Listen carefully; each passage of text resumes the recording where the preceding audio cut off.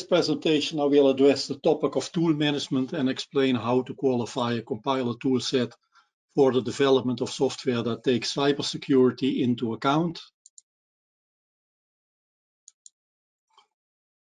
The following topics will be addressed during this presentation. We start by explaining why the topic of cybersecurity is important and urgent. Next, we look at the tool management requirements from the ISO cybersecurity engineering standard and determine how to interpret these requirements.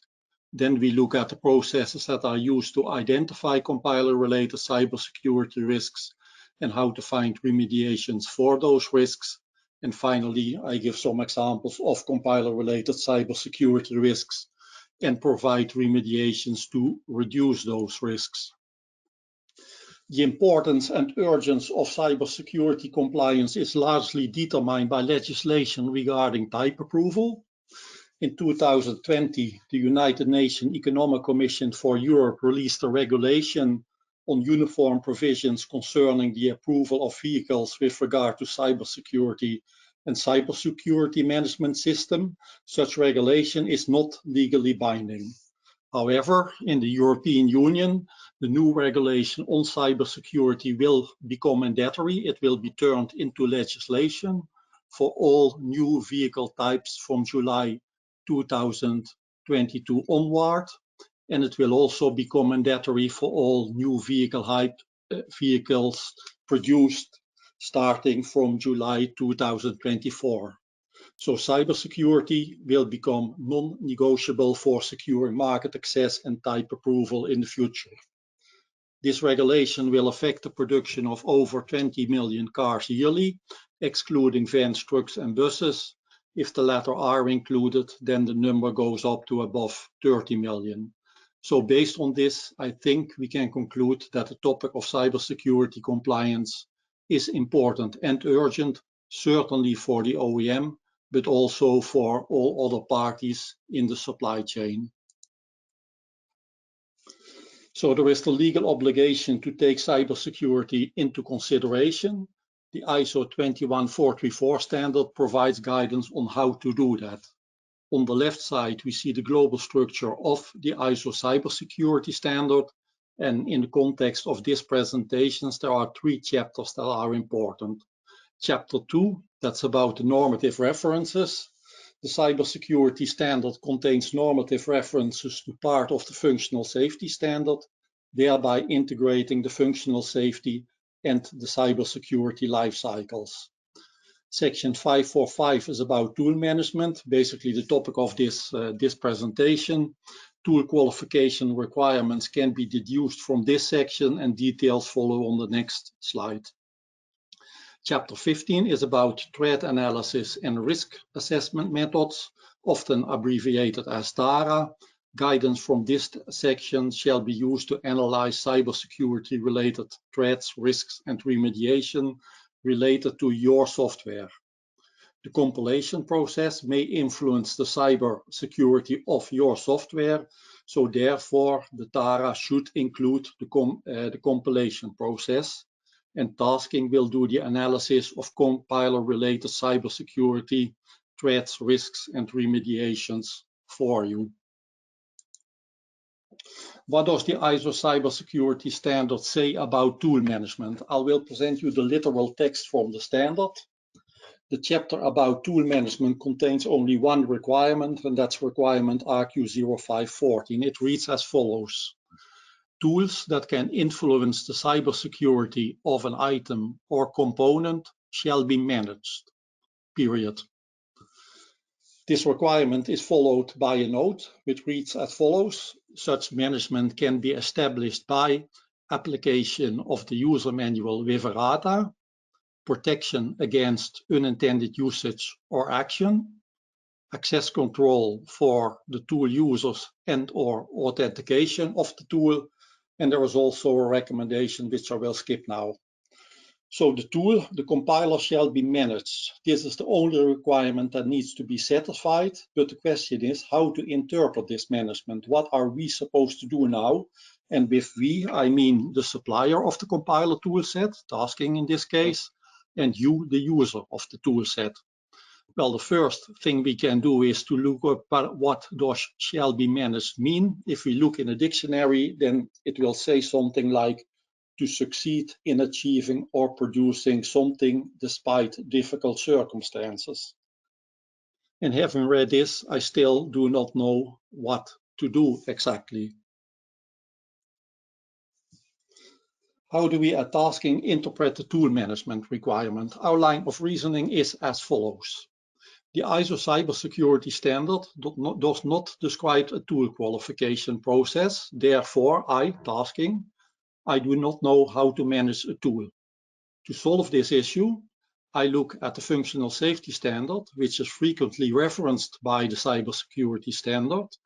And the functional safety standard specifies several tool qualification methods. I can choose from 4 methods: increase confidence from use, evaluation of the development process, tool validation, or development in accordance with a safety standard. And for the higher ASILs, only the latter 2 methods are valid. So, in order to qualify a tool for cybersecurity related software development, it shall be shown that either the tool meets its cybersecurity related requirements, which is the essence of the tool validation methods, or alternatively, that the tool is developed in accordance with a cybersecurity standard. The tasking compiler and any other compiler that I'm aware of is not developed in accordance with a cybersecurity standard. Therefore, our only option is to use the tool validation method. So now we know which qualification method to apply. The next problem that we have to solve is how to deduce the cybersecurity related requirements that are associated with the compilation process. For that purpose, to identify the cybersecurity related requirements that are associated with the compilation process, tasking uses processes that have been developed by the NCF, which is part of MITRE. And MITRE is a non-profit research organization that supports the US government with research on topics related to homeland security, defense, cybersecurity, and more. At tasking, we apply 2 methods. We apply the FMIA method, failure mode and effect analysis, to analyze the potential cybersecurity related risks that the tasking toolset can introduce into the user software. The goal is that the behavior of the compiled software shall not violate the intentions of the user under both normal conditions and under cybersecurity attack conditions. This analysis is done by engineers with an in-depth knowledge about the tasking compilers and about the internal behavior of the compiler. In addition to the FMIA, we execute a TARA, a threat and remediation analysis. And for this, the KPEC, the CWE, and the CVE databases provide input for the analysis. These databases contain known patterns of attack, known weakness types, and known cybersecurity vulnerabilities, and provide ways for risk assessment and risk remediation. So tasking will execute this cybersecurity analysis for you, and you will use the results of this analysis.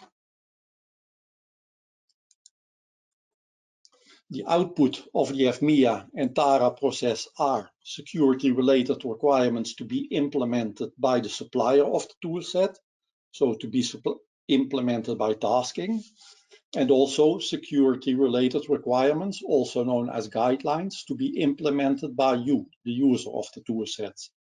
And the results of the compiler security qualification are described in the toolset's safety and security manual and address topics like the correct usage of the tool and protection against unintended usage or action. Correct usage of the tool is handled by providing guidelines that explain how to prevent or mitigate security-related risks associated with the compilation process, and by explaining the facilities embedded in the compiler that protect against cybersecurity attacks. Protection against unintended usage or action is realized by implementing facilities in the compiler that protect against unintended actions and by explaining the residual risks related to the compilation and optimization process. It's basically the optimization process that affects cybersecurity. Some examples of compiler-related cybersecurity issues. We start by looking at risks and remediations that are related to the coding style. Many cybersecurity-related risks can be mitigated by complying with either MISRA, CERT, and/or AUTOSAR coding guidelines. When you develop automotive software, you already do comply with these guidelines, so no additional effort is needed in that sense. And tasking compilers support checks against MISRA and CERT rules checks. And also there are many static analysis tools available on the market that do the same. You should be aware that various C library functions are inherently unsafe and unsecure due to their specification, and their use shall be avoided. The problems with these library functions are not related to the implementation of the functions, but in the way they have been specified in the ISO C standard. In the later versions of the C standard, starting from the year 11 onwards, there is an Annex K, and this Annex K provides alternative library functions that promote a more safer and more secure programming style. And tasking will release a C library that's certified for the use in 26.26.2 and 21.434 compliant applications. Another example of compiler-related cybersecurity issues and that are risks and remediations that are related to compiler optimization.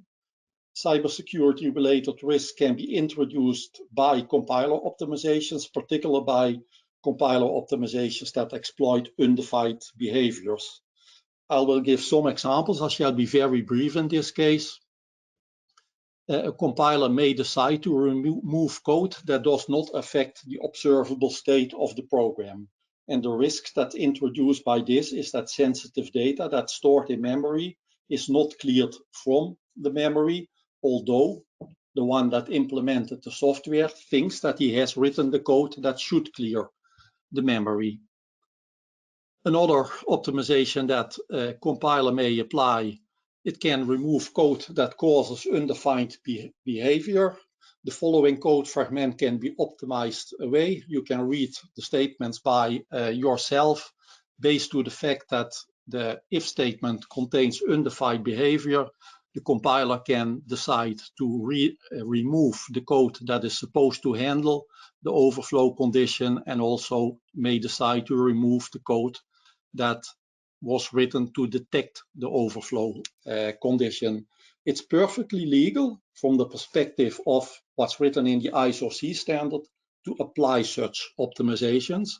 However, typically the user is not amused when the compiler does apply such optimization. The risk that associated with this is that code that is supposed to detect integer arithmetic overflow, in this case, is being removed by the compiler. Compiler can also exploit undefined behavior of previously executed statements. In the example that's given here, the compiler can legally decide, it's a correct thing to do, to remove the null pointer test. And the risk that's associated with this is that in your binary file, there is code that silently did discard the null pointer check. For more examples of such behaviors, you can consult two blogs at our web pages. They are called Undefined Behaviors in C. They are effects on your embedded software. There's a part 1 and a part 2. The remediation that can be applied to detect such, to prevent such security risks is that the compiler can issue a diagnostic message to inform the user if an optimization affects the intended behavior of the programmer. In other words, if the optimization affects the intent of the programmer. Other examples of compiler-related cybersecurity issues can be remediations provided by specific compiler functionality. The compiler should support the security features of the hardware. Then you can think about the compiler and the associated linker should offer functionality to use a secure boot mechanism. It should offer the functionality to access or program the hardware security model. The compiler can facilitate memory layout randomization by being able to generate position-independent code and data. However, you should be aware that the use of position-independent code and data also may introduce new cybersecurity risks that have to be mitigated subsequently. Many of our users have asked whether our compiler supports a stack canary mechanism to protect against stack smashing attacks.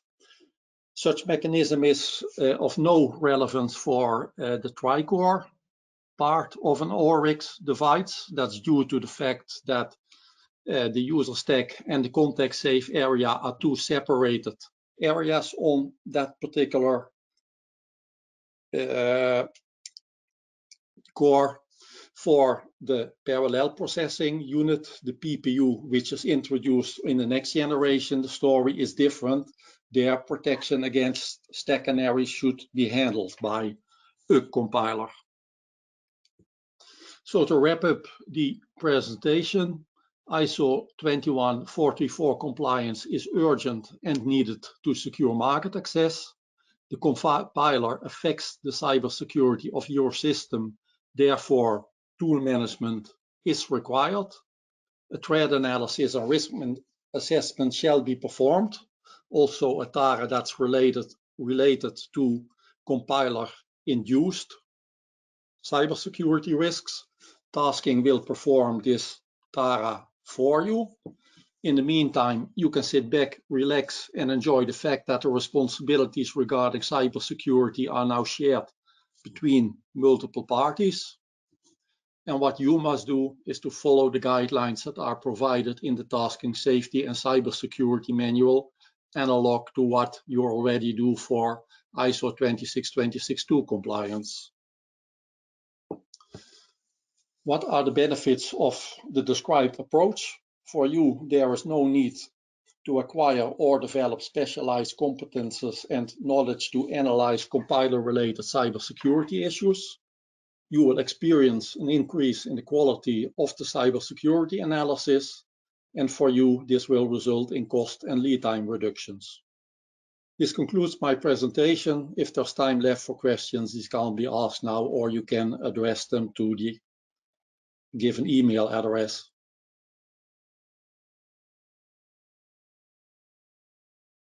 Welcome to this talk about security aspects of static code analysis. I would like to start by giving you an overview of what I plan during the next 15 minutes. First, we will look at the difference of safety and security, and then we will look a little bit deeper in aspects of security. Then I will present you some guidelines for the security of software, and we can see how static analysis tools can help you check this coding guidelines, and where we will see that there are security issues which cannot be covered by static analysis tools, and finally we will have a conclusion. Okay, so very quickly, what is the difference between safety and security? Safety is the protection of the human from the system. We see that on the left-hand side, and on the right-hand side, we see security, which is the protection of the system from a person, usually a hacker, a person with malicious intent, which wants to take over a system. And yeah, I think it's clear, and you agree, if a system is not secure, it is not safe, because if it's not secure, a hacker is able to get control of the system, and then he can do anything, including unsafe actions. But the other question you see here, if a system is not safe, can it be secure? In my opinion, if a system is not safe, it also cannot be secure. And this the rationale behind that is the goals of security. There are 3 goals for security. The first one is confidentially. That means that data should not be revealed. For instance, the balance of my bank account should not be revealed on the internet. I don't like this. That's confidentially. And integrity would be, nobody should, for instance, decrease the balance of my bank account unjustified. So data should be kept. And the third goal is availability. That means a service or should always be available and not unavailable due to a security issue. And therefore, you could say if a system is not safe and it crashes, that would mean availability is involved, and so no availability is not longer given, and therefore a security goal is broken. Okay, security has a lot of topics, many topics, which are related to security. For instance, the topic of secure boot, HML, HMS modules, and a secure firmware update, for instance, of a car in a garage, or cryptography, which means you should always use the latest algorithm and no outdated algorithms. Authentication, which means you should be aware who gives you tasks to execute, and you should be sure that it is the right person or entity which does so. You should have appropriate password, which means with a sufficient length, and even if you have passwords with sufficient length, you should not give them away at the phone just because you receive a convincing call. So that would be a social engineering attack, and so on and so on. So, but here in this short talk, we want to concentrate on the security of software, or better of firmware, because we talk of embedded software. And and if you have the question, how can I make my software secure? What comes to mind in the first place is my software make compliant to guidelines which are targeted for security. And I would like to present you some of these such coding guidelines. The first one is a standard, a real standard. Is an ISO IEC standard, TS 17961 from 2013, and it is also called C-Secure Coding Rule. So it's a standard for security. It contains 46 guidelines. Another standard which you might know is a SciCert C coding standard. In spite of it calls itself a standard, it's not a standard in my opinion, because it's not published by ISO or IEC. It's a standard which is developed further, and so you can never be sure what the exact state of this standard is. It is maintained by the computer emergency response team of the Carnegie Mellon University of the Software Engineering Institute. It's available on the internet, and it, as I said, it is evolving. But in 2016, an edition was published. The current state at that time, it contains 99 guidelines. And the standard claims for itself, the standard provides rules for secure coding in the C programming. So that means also a standard, if we call it standard, for secure coding. There are also databases, for instance, the Common Weakness Enumeration, CWE, and Common Vulnerability and Exposures. I think it was mentioned in the talk before by Gerard, and these provide a numbering scheme for vulnerabilities, so that people can talk in a common language about vulnerabilities and weaknesses. And it claims also it is a measuring stick for security tool, so it also is related for security. It's handled by Mitra, which also was mentioned by Gerard. There's also VulDB, the community-driven vulnerability database. And if you are interested on the price of a zero-day vulnerability, we might want to have a look in this database.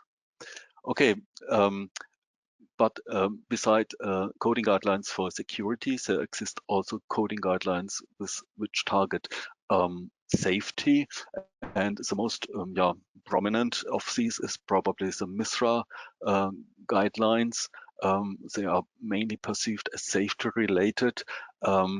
And in 2016, these mainly safety-related guidelines was amended by 14 new guidelines, which address security especially. And then two years later, the MISRA published two addendums to the standard. One was the coverage against the C-Secure guidelines, which we already mentioned, and the second was the coverage against a Cert C of the edition of 2016.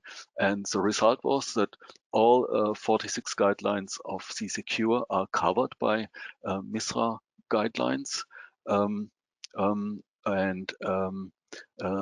The result of the coverage against CERT was that of the 99 guidelines in this edition of 2016, 80 are more or less covered. So not some are only covered partial. 15 are considered out of scope because they relate to C11, which was not MISRA 2012 was only for C90 and C99 at the time, so C11 was out of scope, and 4 guidelines are uncovered. So the conclusion out of this is there's a very strong relation between safety and security, between guidelines for safety and guidelines for security. And now the question is, how can static analysis tool help in checking these guidelines? And prior to answer this question, I need to do a preluding remark. Static analysis tools can automatically check for violations of such coding guidelines. However, the bad news is rules can be decidable and rules can be undecidable. And undecidable is not because a tool cannot handle it, but it's a general principle. Maybe you know the halting problem, which is also undecidable. The consequence out of this is if you have undecidable rules, you will have false negative and false positives. False negatives are true violations which are not reported, and false positives are violations that are reported but are actually not present. So you have not always the correct answer for undecidable rules. Another term comes into play, soundness. That means are false negatives possible? And if a checker of a tool claims to be sound, that means it does not have false negatives, or in other words, it does not overlook violation which is actually present. The consequence out of this, it must have false positives, because it's usually the most interesting rules we are interested in. For instance, division by 0 are undecidable, so we will have false positives in not in if you have a not a trivial program. Okay, now some examples for such guidelines and how tools can check them. Security vulnerabilities. The first one here is a possible null pointer dereferencing. You see here in line 13 an allocation, and a pointer is assigned to the variable str, and str is used unchecked in the string copy function, and this causes a violation of a MISRA directive, the directive 4.7, which says this return value should be checked for null, because if it is not checked for null and it's not enough memory available, if you want to allocate more memories and that's available, you will get a null pointer, and this will cause an undefined behavior in the string copy function. So it might crash. We talked. This is mentioned as a security issue by cert. Cert says do not dereference null pointers. It's a security issue by C-Secure in section 5.14. It's about null references, and in the common weakness enumeration, it's also mentioned as null pointer dereference. So say take it as a security issue. I don't think we should assign this problem or call this problem a safety or a security issue in the first place. In my opinion, this is a programming defect. This is bad programming, and so it is not really related to safety or security. It's bad programming, and no program should use a possible null pointer unchecked. The next thing is the buffer overflow example. You see here, the string copy function causes a buffer overflow. This is also an issue which is detected by a tool. The tool, by the way, is called Eclair. You see it on the right-hand side, the logo of this tool, which says here you have a string copy function overflows destination buffer. If you count the characters, you will find out that the original string is only I think 14 characters long, and it is overwritten. This is also a security issue from C-Secure in section 5.22, but in my opinion, it's a defect. It's a programming defect. It's bad programming. It's a programming error that should be corrected, whether it is safety or security. But buffer overflow is a classic security issue because you could, for instance, replace a return address on the stack and jump to any place where maybe malicious code is implemented. Now, a little bit different thing. We have here the problem of tainted input, and this is definitively a security issue in my opinion. You see here that fgets reads from a file, and what is read is in the input buffer, and then fgets takes what it has gotten from the outside of the program and passes it as a parameter to the system call, and the system call will execute whatever was present in this file, and this is very, very dangerous, and this causes your violation of a MISRA rule, so a MISRA directive, the directive 4.14. This is one of the 14 guidelines that were added by Amendment 1, which I mentioned, for security, because this here is a definitive security issue. You execute something which you have no control about, and this is very dangerous, and this could cause anything. And you maybe ask what is the remedy of this problem? What should I do to prevent this tool for reporting a violation here? And there's actually a method that you can use. You see it here. We have that fgets call as previous, but then we have a function which is called in this here check string for system. You can call it as you like, and this function is meant to check if what is in the input buffer is allowed to be executed, or it should better not be executed. For instance, you can have whitelisting and as allowed. You can have the allowed commands in the check string for system function, and this function checks if it is whitelisted or not, and whether or not it returns true or false. And if it returns true, then the command is executed by the call to system, and if it's not on the whitelist, the command, then the system call is not executed. So we have then no violation of this MISRA directive anymore. So this is how far static analysis tools can go, but there are also problems which maybe, in my opinion, a static analysis tool cannot detect. I have here the problem of a hard-coded password. You see here, this variable current password is assigned the value 1, 2, 3, 4, 5, 6, and The intention was at one time to implement a password manager, which forces the user to change the initial password away from the predefined password. But this password manager was never implemented for some reason, maybe a lack of time. So it could be the case that a system, maybe a webcam or something like that, is delivered with the same password in all systems, with the same hard-coded password. So that's not a defect in my opinion. So the program is correct, but it misses a feature, and this is definitely a security issue if all webcams that are delivered have the same password. So there's also a common weakness enumeration here. It's the number 2259, which they mention under this. Okay, let's come to the conclusion.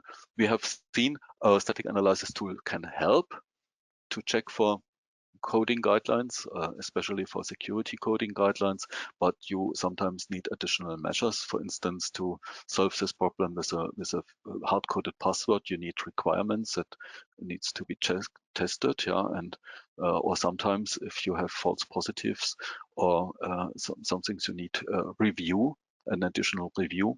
It's important that you have sound checkers, because if you don't have, you need to have, you will have much effort, a lot of effort to check for compliance.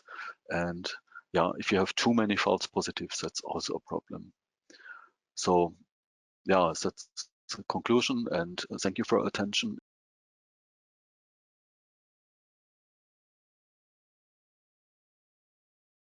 Hardware in the loop tests and miniHIL.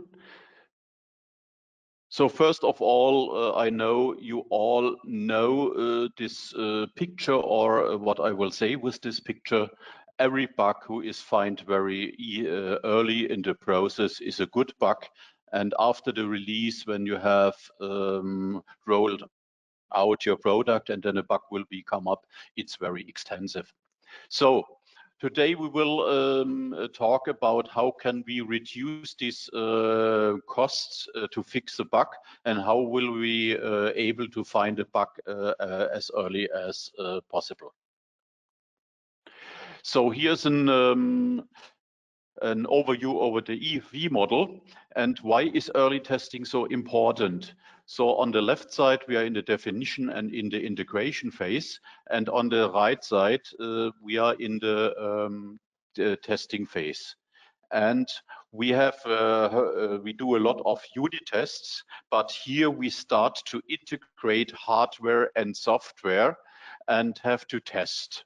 So where unit test we can do on our PC, it's more an test on a logical and a semantic way. But here we have to inject in our system some analog vectors to test the reaction of the system to outside reactions.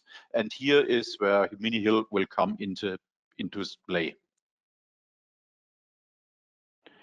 Testing is essential. I think everybody knows that, but often done too late. So here's a picture of the normal development process. We start our software and hardware development. First, we start integrating hardware development on a development board till our final ECU is ready to test. But we should think about testing and software quality from the beginning. So Frank has given us an example how static code analysis will help you to write secure and safe code. Next is maybe in a functional safety development, as you have peer programming, where another person will do a code review and hardware review. Then we do the unit testing, and then it's time to do the HIL testing. And if you have a look in the FUSA standards, you see that tests are mandatory, so it's not nice to have. Tests are really mandatory if you want to achieve different security and integrity level goals, like ASIL, BAE, like SIL 3 or 4 or whatever. So it's very essential to start testing as early as possible to save time and money. But from our experience with customers, 95 of the embedded projects are not tested in the early phases.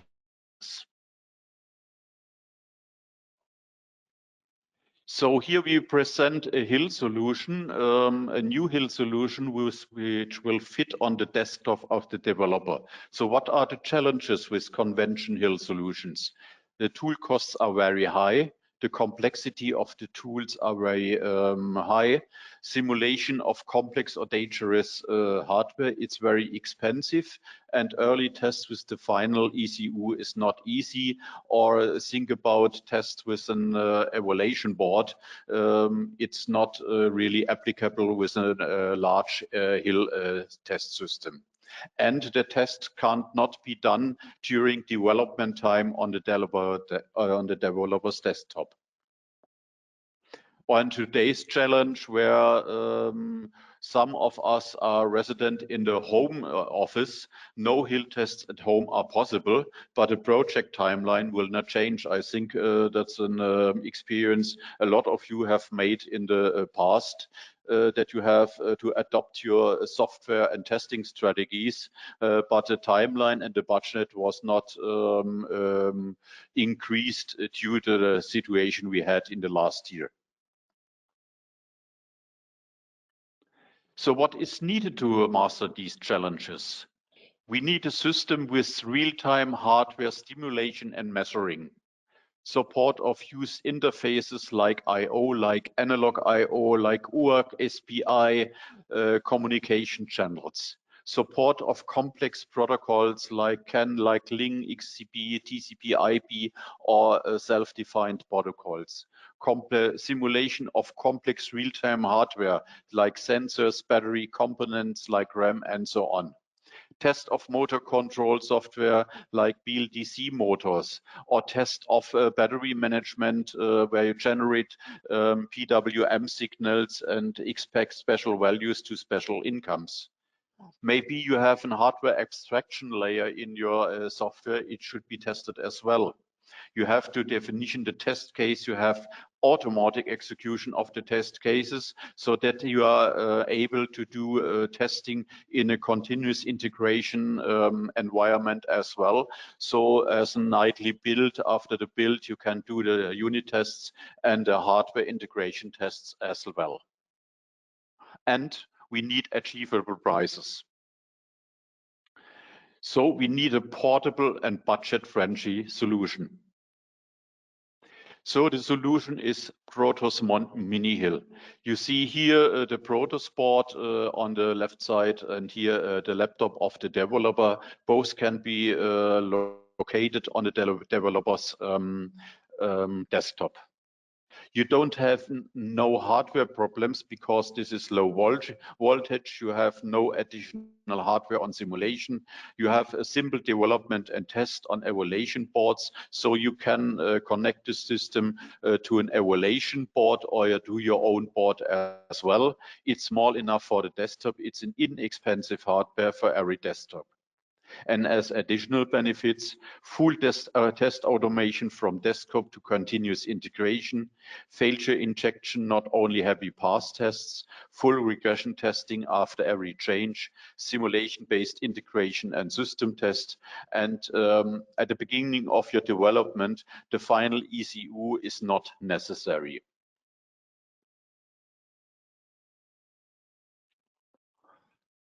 So for continuous integration, the full hardware in the loop test automation with continuous integration is possible. So every commit for your application or your software triggers the test cases and they can be run.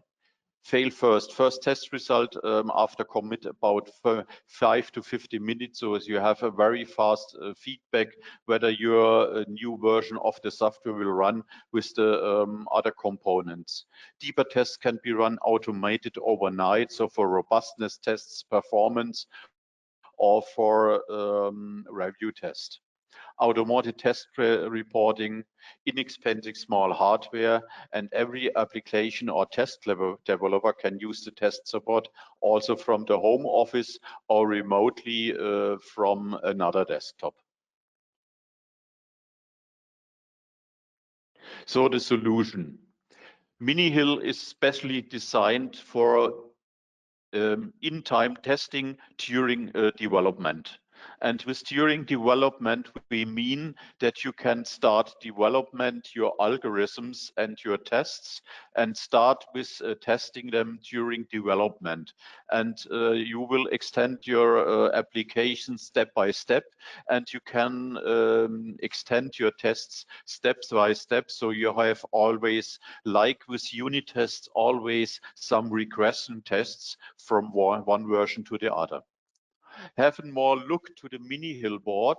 The miniHIL board has a Cortex M7 processor. That's the HIL processor where the tests are running. On the other hand, we have a patch panel where you can attach your own board here. Or we have defined connectors for system under tests, and we have different adapters for AURIX boards, for instance, for TLA boards, for XMC boards, or others. So we have a graphical environment to structure your tests, to define the behavior, and to get the results of the tests. So what's a typical miniHIL test development process? You develop your simulation and test models in a graphical environment. You generate and compile them, flash them on the Cortex M7 on the board. You perform your tests, you log the tests, learn and iterate.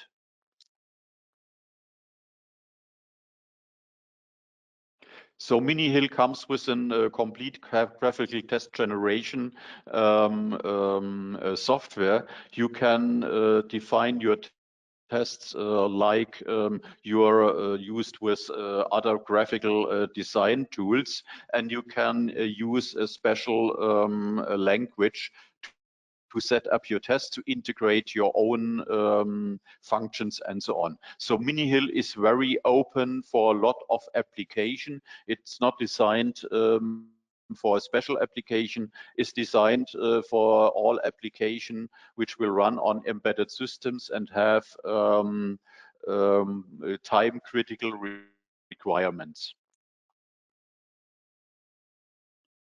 You get detailed test reports. Here you see one test has failed, others has passed. Some tests are, there are some errors in the tests, and you always see the test report. And in this picture, we see that a complete test has failed, and we see which tests in this test description were passed and which not. So the best is to show you miniHIL in a demo, because it's a very nice system and we are happy to demonstrate it for you. But unfortunately, we don't have in this session no time to set up a miniHIL demo. If you're interested, please contact me and we will organize a demo for you, and you can give us some inputs, what you want to do with miniHIL, what's your requirements for testing during development, testing at the end offline, testing in the quality center. For all these test scenarios, miniHIL is a perfect solution. How to start with a miniHIL project? We support you through the entire miniHIL implementation process with detailed consulting based on your use cases. We offer an initial workshop where we concrete the benefits and where we run your first requirements. We implement with you the first tests in terms of a pilot project, so that you learn very fast how to use miniHIL and how to define tests. On the other hand, we have a lot of services, so an initial workshop where we have a look on your requirements, define the first tests, and as the result of the workshop, you get the test objectives and boundary conditions, a conceptual design for a pilot project, and some first tests.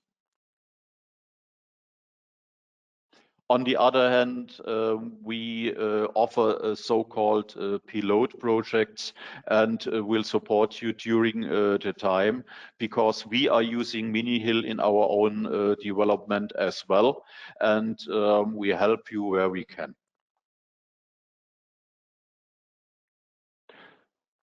So our consulting services are based on the functional safety standards. So please, if you are interested, please address me for a concrete date, and then we can go deeper in detail what your requirements in concrete projects are. So our conclusion, the miniHIL enables very early hardware in the loop tests or hardware integration tests.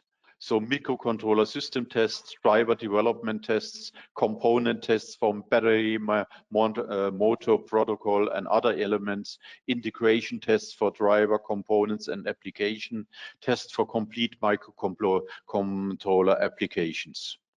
It's model-based development. It generates code for the simulation and test cases.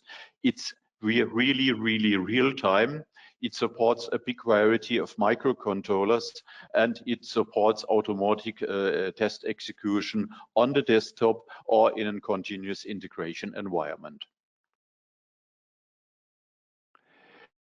Test your microcontroller applications as early as possible and automotive. That's our message for you. You can perform miniHIL tests on your desktop, and if you want, at home as well. Somebody asked who can help you in development of an application or of drivers, and that's where Hitex as an AURIX preferred design house could be your partner.